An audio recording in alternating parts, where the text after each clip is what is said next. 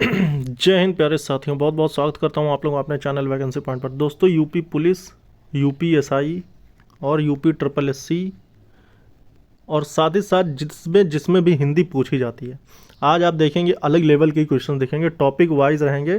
Topic wise का मतलब हर topic से 4 से 5 सवाल मैं ऐसे लेके आया हूँ जो कि आपको 100% ज़ीरो से हीरो बना देंगे, और इसकी मैं गारंटी लेता हूँ। अगर आपको ज़ीरो से हीरो बनना है तो आपको इन क्लासेस को देखना होगा। अच्छा, इसमें आपको बेनिफिट ये होगा कि आपको बिल्कुल सटीक जानकारियाँ मिलेंगी, और जितने भी ऐसे क्वेश्चंस जो कि आप करने में असमर्थ थे वो आप करने में बिल्कुल धुरंधर हो जाएंगे। तो डेली 8 बजे सुबह क्लास अपलोड होती है, और अगर आपको जीके जीएस भी आपको बिल्कुल कम आ रही है तो 25 क्वेश्चन मैं अपलोड करता हूँ सुबह 7 बजे, जो कि हर अभ्यर्थियों के लिए बहुत ज़्यादा ज़रूरी है।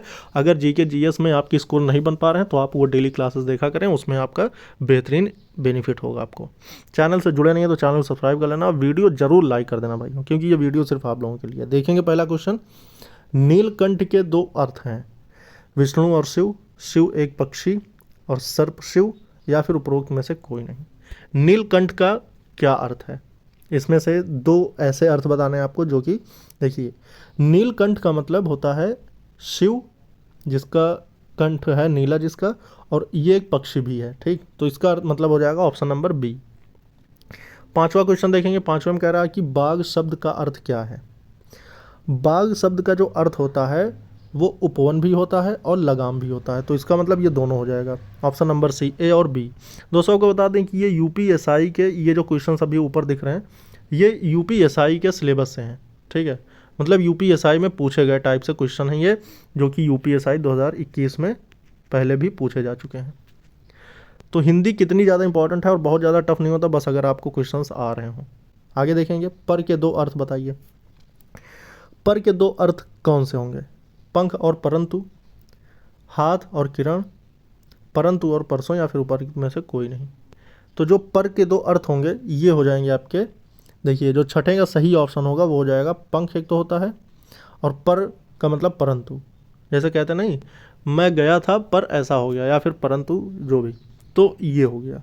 7वां देखेंगे। 7वें में क्या कह रहा है? निम्नलिखित में से शब्दों का एक अर्थ ऐतराज है, इनमें से कौन सा एक ऑप्शन है जिसका अर्थ जो है ऐतराज होता है? तो 7वें का जो सही ऑप्शन हो जाएगा वो हो जाएगा आपको, जैसे कि हमको इससे आपत्ति है, हमको इससे ऐतराज है, ऐसे भी आप देख सकते हैं, क्योंकि हिंदी ज़्यादातर ही मिलती जुलती भाषा से संबंधित है, तो आप मिलती जुलती चीज़ों से भी इसको क्लियर कर सकते हैं। तो जो ऐतराज का अर्थ होता है वो आपका आपत्ति होता है। 8वां क्वेश्चन देखें अगर, तो निम्नलिखित में से एक अर्थ तिरछी नज़र तथा आक्षेप है। देखिए, तिरछी नज़र और आक्षेप, इनमें से एक का मतलब होता है, तो 8वें का कौन सा सही ऑप्शन हो जाएगा? तो कटाक्ष जो होता है, जैसे किसी चीज़ का कटाक्ष करना, उसको तिरछी नज़र भी कहते हैं और आक्षेप भी कहते हैं। ठीक, 9वां क्वेश्चन देखेंगे। द्विज शब्द का क्या अर्थ है?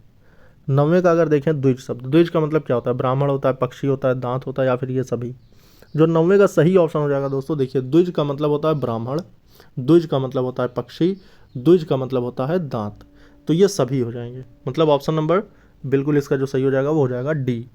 देखिए, पयोधर का अर्थ क्या है? बहुत धागड़ क्वेश्चन आ गया। पयोधर, पयोधर का जो सही अर्थ होता है वो क्या होगा?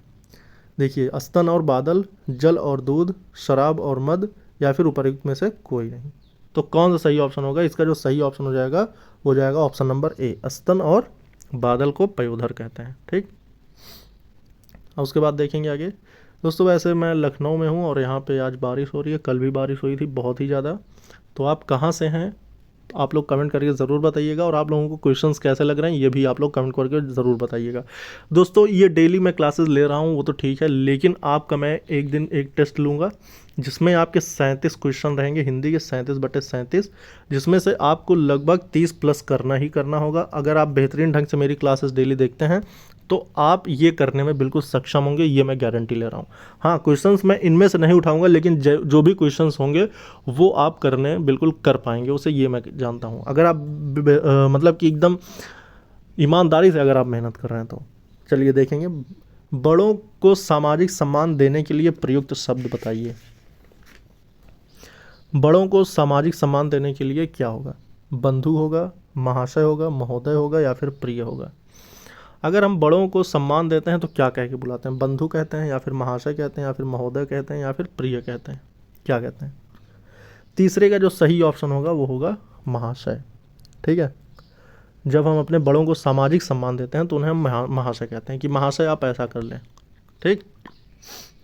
चौथा देखेंगे, उपलब्धि का अवांछित दिखावा। उसे पाखंड कहेंगे, विद्यमानता कहेंगे, करुणा कहेंगे, या फिर आडंबर कहेंगे। अगर जैसे आप मान लीजिए कोई पद पर काबिज हैं, मान लीजिए आप डीएम हैं, और आप डीएम की अपनी पद की जो एक गरिमा होती है उसके अनुसार अगर आप काम करें, जैसे कि अगर आप डीएम हैं तो आपके अंडर में जो भी शक्तियाँ उसका आप दुरुपयोग करने लगें, जैसे कि आप भाई आपके नीचे अधिकारियों को आपका दबाव रहता है, मतलब कि आप उन पर कोई भी हुक्म दे सकते हैं उन्हें, तो आप उनको अजीब से हुक्म देने लगे, मतलब कि जैसे अबे तुम ये है वैसा वैसा तमाम चीज़ें आप जानते ही हैं कि इसका मतलब क्या होगा। अवांछित जब दिखावा होता है तो उसे क्या कहते हैं? जो 4 का जो सही ऑप्शन होगा उसे कहेंगे आडंबर। ठीक है। कार्यारंभ के बाद आने वाली अड़चनें क्या होंगी? जब कोई भी काम को शुरू कर दिया जाता है तो उसके बाद जो अड़चनें आने लगती हैं उसे क्या कहते हैं? तो 5 का जो सही ऑप्शन होगा वो होगा विघ्न। कोई भी काम शुरू होने के बाद जब कोई अड़चन आती है तो उसे विघ्न कहते हैं। स्वयं को सर्वश्रेष्ठ समझने की भावना क्या कहलाता है? जब स्वयं को सर्वश्रेष्ठ समझने लगे तो देखिए 4 ऑप्शन है, अहंकार, परिच्छेद, आशंका और बुद्धिमानता। तो छठे का जो सही ऑप्शन होगा वो हो जाएगा आपका अहंकार। ठीक है, स्वयं को सर्वश्रेष्ठ, जैसे कि रावण ने स्वयं को सर्वश्रेष्ठ समझ लिया था और उसने किससे पंगा ले लिया? श्री राम से। तो इसका मतलब ये हुआ कि वो अहंकारी हो गया था, अपने आप को सर्वश्रेष्ठ समझने लगा था। मन तथा प्रयोग द्वारा अर्जित ज्ञान क्या है? मन से और कोई प्रैक्टिकल से या प्रयोग से जब कोई ज्ञान अर्जित किया जाता है तो उसे क्या कहेंगे? तो जो 7वें का सही ऑप्शन होगा उसे ही अनुभव कहते हैं। अनुभव का मतलब एक्सपीरियंस। जब आप एक्सपीरियंस कहाँ से आता है? कोई काम करने के बाद, जो उसका प्रयोग करने के बाद, यानी कि प्रैक्टिकल करने के बाद आपको अनुभव हो जाता है। अब यहाँ पर देखेंगे सम्राट का स्त्री लिंग क्या है? बताइए, सम्राट का जो स्त्रीलिंग क्या हो जाएगा? बहुत ही आसान क्वेश्चन है, अगर आप पढ़े होंगे, थोड़ा बहुत ही जानते होंगे तो भी आप इसको कर लेंगे बड़ी आसानी से। तो सम्राट का स्त्रीलिंग हो जाएगा साम्राज्ञी। ठीक। अब उसके बाद नेत्री का पुल्लिंग क्या है? नेत्री के बारे में भी मैंने ये तो बता ही दिया था। जो 5 का सही ऑप्शन होगा वो होगा नेता। देखिए सम्राट का जो फीमेल मतलब स्त्रीलिंग होता है वो होगा साम्राज्ञी, और नेता नेत्री। वैसे अभिनेता अभिनेत्री होता है। ठीक, आगे बढ़ेंगे। अब यहाँ देखेंगे, देखिए प्रश्न 6 से 9 तक आपको ऐसे मिलेंगे जिसमें लिंग संबंधी अशुद्धियों को शुद्ध रूप में चयन कीजिए। पूजनीय माता जी को प्रणाम, अगर लिखा है पूजनीय माता जी को प्रणाम तो यहाँ पे क्या गलत है और क्या सही है? पूजनीय की जगह और कोई शब्द आएगा वो आपको बताना है। देखिए पूजनीय नहीं होता, पूजनीय होगा। ठीक है, अगर ये माता जी को कह रहे हैं तो पूजनीय मतलब स्त्रीलिंग आएगा इसका। पूजनीय माता जी को प्रणाम, अर्थात ऑप्शन नंबर बी सही हो जाएगा। ठीक। उसे 5 साल का अनुभव है, तो इसमें 4 ऑप्शन देख लीजिए, 7 का कौन सा सही हो सकता है? देखिए उसे 5 साल का सजा हुआ, तो उसे 5 वर्ष का सजा हुआ, उसे 5 वर्षों की सजा हुई, उसे 5 साल की सजा हुई, उसे 5 सालों की सजा हुई। देखिए अब इसमें मैं फ़र्क बताता हूँ। पहली बात तो इसमें वर्ष दिया है, उसमें साल दिया, तो पहले तो यही नहीं होगा। ठीक है, तो एक गलत हो गया। फिर 5 वर्षों की सज़ा हुई, ये भी गलत हो गया। उसे 5 साल की सज़ा हुई, हाँ ये सही हो सकता है, लेकिन डी भी देखेंगे। उसे 5 सालों की सज़ा हुई। देखिए जब या तो ये पुल्लिंग होगा या फिर ये पुल्लिंग होगा। अगर ये ना दिया होता तो ये सालों लिख सकते थे, लेकिन जब ये 5 दे दिया तो ये सिर्फ साल लिखा जाएगा। ठीक, तो ये गलत हो गया और ये सही हो गया। ठीक, उसे 5 साल की सज़ा हुई, तो का की जगह किया जाएगा, और आपको बता दें 5 साल ये सही था। ठीक है, का की जगह सिर्फ किया जाएगा, अर्थात क्वेश्चन ऑप्शन नंबर सी सही होगा। 8वां देखेंगे, वह विद्वान महिला है। देखिए विद्वान तो आपका पुल्लिंग हो गया, अगर महिला की बात हो रही है तो इसका मतलब क्या होगा? वो होगा विदुषी। ठीक है, 8वें का जो सही ऑप्शन हो जाएगा वो हो जाएगा ऑप्शन नंबर सी, वह विदुषी महिला है। ठीक है, और महिला है नहीं, वह एक वचन है, तो इसका जो अंत वाला ये जो आएगा ये भी आपका एक वचन होगा, ठीक है। और जबकि ये बहुवचन है, हैं। रानी लक्ष्मीबाई वीर थीं, ठीक है। 9वें का देखेंगे तो 4 ऑप्शन दिए हुए हैं, चारों ऑप्शन में आपका जो सही ऑप्शन हो जाएगा, देखिए वीर तो पुल्लिंग है, वीर जो होता है ये आपका पुल्लिंग है। जो स्त्रीलिंग अगर हम ढूंढेंगे तो स्त्रीलिंग क्या निकल के आएगा, वीरांगना, अर्थात ऑप्शन नंबर डी। अच्छा, थी और थी, यहाँ भी वीरांगना लिखा है लेकिन यहाँ पे थी। रानी लक्ष्मीबाई वीरांगना थी नहीं, रानी लक्ष्मीबाई वीरांगना थी, यहाँ पे बहुवचन उपयोग होगा, ठीक है। चलिए आगे बढ़ेंगे। जन समुदाय हर्ष में डूबे हुए थे, ठीक। जन समुदाय जो था वो हर्ष में डूबा हुआ था। हमें इसमें क्या बताना है, हमें इसमें बताना है शुद्ध और अशुद्ध। इसमें से जो ये सेंटेंस लिखा है ये शुद्ध नहीं है, इन चारों में से ढूंढना है कि कौन सा शुद्ध होगा। जन समुदाय हर्ष में डूबे हुआ थे, ये तो बिल्कुल गलत हो गया। जन समुदाय हर्ष में डूबा हुए थे, ये भी गलत है। जन समुदाय हर्ष में डूबा हुआ था, हाँ ये सही हो सकता है, लेकिन चौथा भी देखेंगे। जन समुदाय हर्ष में डूबा था, नहीं, तो ऑप्शन नंबर सी इसका सही हो जाएगा। जन समुदाय हर्ष में डूबा हुआ था, ठीक। और जन समुदाय हर्ष में डूबे हुए थे, ये भी गलत है, ठीक है। चलिए आगे बढ़ेंगे। चारों आश्रमों का नाम बताओ, 9वें का जो सही ऑप्शन होगा, 4 आश्रमों के नाम बताओ, गलत। 4 आश्रम के नाम बताओ, गलत। 4 आश्रमों का नाम बताओ, गलत। चारों आश्रमों के नाम बताओ, देखो यहाँ भी चारों आश्रम हो गया था, लेकिन चारों आश्रमों ये भी बहुवचन, ये भी बहुवचन, के नाम बताओ, ठीक है। तो ऑप्शन नंबर क्या हो जाएगा, डी, ठीक। ये देखेंगे, सभा में अनेकों स्त्रियां थीं, 10वें का जो सही ऑप्शन हो जाएगा। सभा में देखिए अनेक जो है ना ये पहले ही बहुवचन है, ठीक। अनेक जो है ये बहुवचन शब्द है, ये आपको ध्यान देना होगा। एक वचन, बहुवचन, पुल्लिंग, स्त्रीलिंग, ये बहुत ज़्यादा इंपॉर्टेंट है। अनेकों नहीं लिखा जाता, ठीक है। अनेकों की जगह अनेक स्त्रियां थीं, हाँ बस यही सही हो जाएगा। सभा में अनेक स्त्रियां थी, ये देखिए सिर्फ थी यूज़ हो गया, इसका मतलब ये एक वचन हो गया, अर्थात सब बहुवचन में होगा। तो ऑप्शन नंबर 10 का क्या हो जाएगा, ए। आगे बढ़ेंगे। 11 ये क्वेश्चन देखें। पुलिस ने चोर को पीटा, पुलिस ने चोर को पीटा में कारक बताइए। बहुत इंपॉर्टेंट क्वेश्चन आ गए हैं आप लोगों के सामने। पुलिस ने चोर को पीटा, पहले का जो सही ऑप्शन होगा, देखिए 4 ऑप्शन दिया हुआ है, कर्ता कारक, कर्म कारक, करण कारक या फिर संप्रदान कारक। तो जो पुलिस ने चोर को पीटा, पहले का जो सही ऑप्शन हो जाएगा वो कर्म कारक होगा, ठीक है। पुलिस ने किसे पीटा, चोर को, किस मतलब ये जो कर्म की जगह आ रहा है, ठीक है।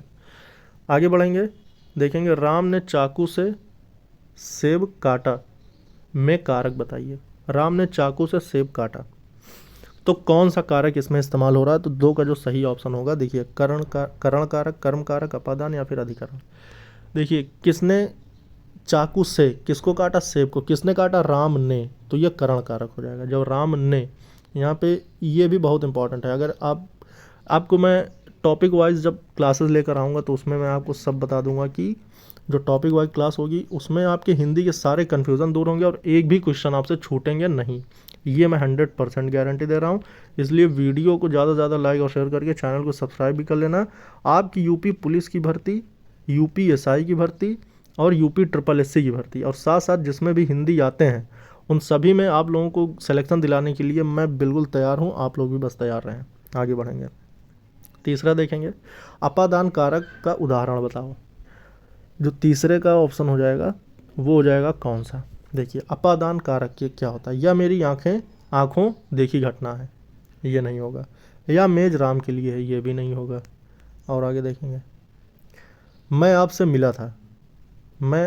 मिला था, पत्ता पेड़ से हाँ ये देखिए पत्ता पेड़ से गिरता है, ठीक। यही सब चीज़ें फ़र्क हैं दोस्तों।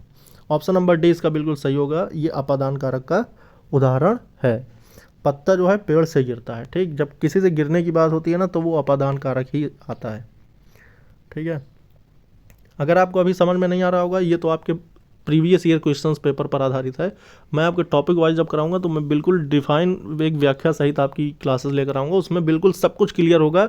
ये ऐसी क्लास नहीं है जिसमें आपके घंटों जाएंगे, आपके 15 मिनट हो सकता है बहुत ज़्यादा, तब भी और हो सकता है 20 मिनट। लेकिन आपको जो क्वेश्चंस मिलेंगे वो बिल्कुल इंपॉर्टेंट क्वेश्चंस मिलेंगे। अगर आप ऐसी प्रैक्टिस करते रहेंगे तो कामयाबी आपके कदम चूम सकती है। निम्नलिखित में से किस वाक्य में संबोधन कारक है?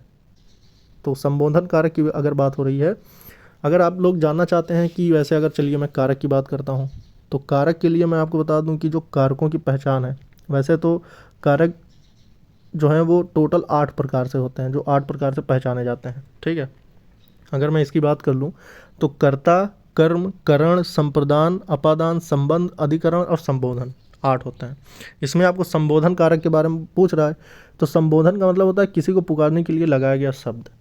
ठीक, तो किसी को पुकारा किस में जा रहा है? ऑप्शन नंबर सी है ना। तो चौथे का जो सी हो जाएगा, हे प्रभु उसके ऊपर कृपा करना। इसमें प्रभु को पुकारने की बात हो रही है, यानी संबोधित करने की बात हो रही है, तो संबोधन कारक का उदाहरण हो जाएगा। ठीक, निम्नलिखित में से प्रश्नों में कारक संबंधी अशुद्धियाँ दी गई हैं, इन्हें ध्यानपूर्वक पढ़कर इनका निराकरण करें। वह घोड़े के ऊपर बैठा है, इसमें कारक संबंधी त्रुटि है। 5वें का जो सही ऑप्शन होगा, वह घोड़े पर बैठा है, के ऊपर नहीं पर। ठीक है, ऑप्शन नंबर ए सही हो जाएगा। आगे देखेंगे, कालबोधक विशेषण शब्द है। कालबोधक विशेषण शब्द है, इसमें आपको बताना है क्या। जो कालबोधक विशेषण शब्द होगा वो आपका हो जाएगा पहले का ए, नया। ठीक है, मोटा नहीं होगा, चौड़ा नहीं होगा, 20 नहीं होगा, बल्कि नया होगा। ठीक है, विशेषण के कितने भेद होते हैं? बहुत इंपॉर्टेंट क्वेश्चन है। दूसरे का जो सही ऑप्शन हो जाएगा सी हो जाएगा। विशेषण के जो कितने भेद हैं? तो विशेषण के 4 भेद हैं। क्या वो आप चारों भेद जानते हैं? विशेषण के कितने भेद? टोटल 4 भेद। ठीक, देखिए पहला है आपका गुणवाचक विशेषण, संख्यावाचक विशेषण, परिमाणवाचक और सार्वनामिक विशेषण। 4 टाइप के विशेषण हैं। आगे बढ़ेंगे, देखेंगे कि किस वाक्य में अनिश्चित संख्यावाचक विशेषण है। अनिश्चित भी है और वो संख्यावाचक है। कुछ आदमी चले गए, गीता अत्यंत सुंदर है, श्याम बहुत तेजी दौड़ता है, बच्चे चतुर हैं। तीसरे का जो सही ऑप्शन है वो ऑप्शन नंबर हो जाएगा आपका बी, कुछ आदमी चले गए। ये आपका अनिश्चित संख्यावाचक है। जो सर्वनाम रूपांतरित होकर संज्ञा शब्दों की विशेषता बताते हैं उन्हें क्या कहा जाता है? जो सर्वनाम रूपांतरित होकर संज्ञा शब्दों की विशेषता बताते हैं उन्हें कौन सा सार्वनामिक विशेषण कहते हैं? तो चौथे का जो सही ऑप्शन हो जाएगा, ऑप्शन नंबर हो जाएगा यौगिक सार्वनामिक विशेषण। ठीक, यौगिक सार्वनामिक विशेषण। इसमें क्या होता है? इसमें देखिए, इसमें होता है जो सर्वनाम रूपांतरित होकर संज्ञा शब्दों की विशेषता बतलाते हैं उन्हें तो ये कहते हैं, जैसे ऐसा आदमी नहीं देखा। ठीक, कैसा घर चाहिए, जैसा देश वैसा भेष, ये सब क्या है? यौगिक सार्वनामिक विशेषण के उदाहरण हैं। 5वां देखेंगे, अधिकार का विशेषण बताइए। अधिकार का विशेषण क्या होगा? अधिकार का जो विशेषण होगा वो 5वें का बिल्कुल सही हो जाएगा, आधिकारिक। ठीक है, अधिकार का आधिकारिक। 6वां देखेंगे, 6वें में क्या कह रहा है? परीक्षित का विशेष से क्या है? परीक्षित का जो विशेष से होगा, विशेष से होता क्या है? विशेष से का मतलब होता है विशेषण शब्द जिन संज्ञा और सर्वनाम पदों को की विशेषता बताते हैं। ठीक है, जिन संज्ञा और सर्वनाम पदों की विशेषता बताते हैं वो क्या कहलाते हैं? विशेष से कहलाते हैं। और विशेष हमें परीक्षित का विशेष से बताना है, तो 6ठे का जो सही ऑप्शन होगा परीक्षित का हो जाएगा परीक्षा। ठीक है, ये परीक्षा की विशेषता है। ठीक है, 7वां देखेंगे, बुद्धि का विशेषण बताइए। 7वें का बुद्धि का विशेषण हो जाएगा आपका बौद्धिक। ठीक है, 8वां देखेंगे, भौम का विशेष से क्या है? भौम का विशेष से 8वें का जो सही ऑप्शन होगा हो जाएगा भूमि। भूमि जो है वो किसका विशेष है? भौम का। उम्मीद करता हूँ दोस्तों आप लोगों की ये क्लासेस बहुत ही ज़्यादा पसंद आई होंगी। और डेली ऐसी क्लासेस के लिए आप लोगों को सुबह जो है 8 बजे मौजूद होना होगा, जिसमें मैं आपकी हिंदी की बहुत इंपॉर्टेंट क्लासेस डेली लेकर आऊँगा, ज़ीरो टू हीरो बना दूंगा। और जब ये टॉपिक वाइज शुरू होंगी इसमें आपको बहुत ज़्यादा बेनिफिट होने वाला है। बिल्कुल स्टार्टिंग से आप लोगों को हर चीज़ में समझाता हुआ चलूँगा। ये तो आपका प्रैक्टिस सेट है जिसमें मैं अलग अलग तरह के क्वेश्चंस लेकर आया हूँ। उम्मीद करता हूँ वीडियो आप लोगों को पसंद आई होगी। वीडियो को लाइक और शेयर कर देना सभी मित्रों के साथ। आज की वीडियो में बस इतना ही। जय हिंद, जय भारत।